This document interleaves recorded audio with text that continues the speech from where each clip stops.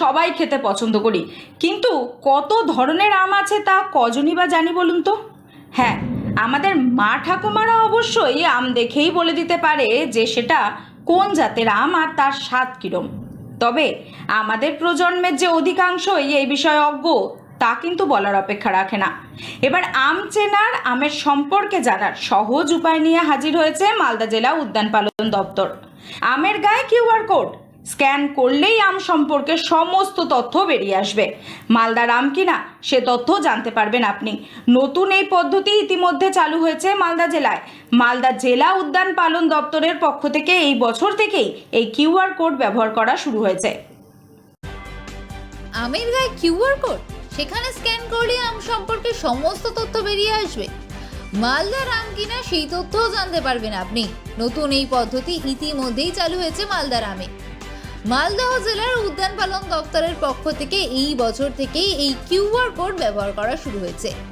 ইতিমধ্যেই মালদহের লক্ষণভোগ, ফজলি ও হিমসাগর আম জিআই পেয়েছে। এই 3 প্রজাতির আমে প্রথম কিউআর কোড ব্যবহার করা হয়েছে।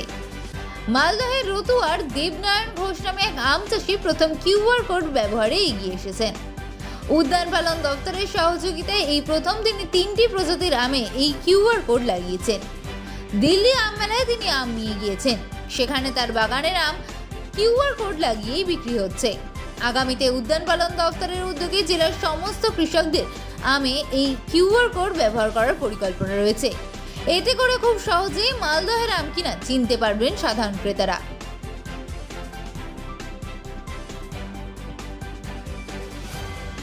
চেনার নতুন আধুনিক যে পদ্ধতি সেটাকে অবলম্বন করছেন আপনারা, কি এই আধুনিক পদ্ধতি এবং কিভাবে চেনা যাবে মালদার আম? মালদায় আমের জন্য প্রসিদ্ধ এবং এখানে বিভিন্ন প্রজাতির আম চাষ হয় এবং এটা বহু বছর ধরে এই চাষ হয়ে আসছে এবং বিদেশের বাজারে বা ভারতবর্ষের বিভিন্ন প্রভিন্সেও এই মালদার আমের একটা জনপ্রিয়তা রয়েছে।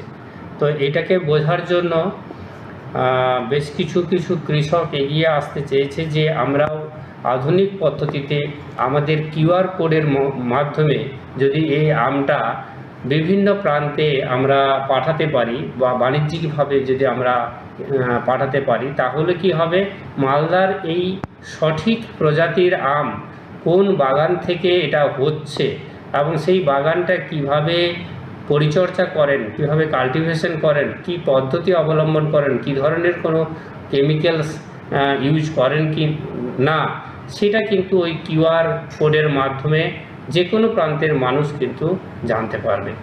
তো এখনো পর্যন্ত আমাদের যে জিআই যে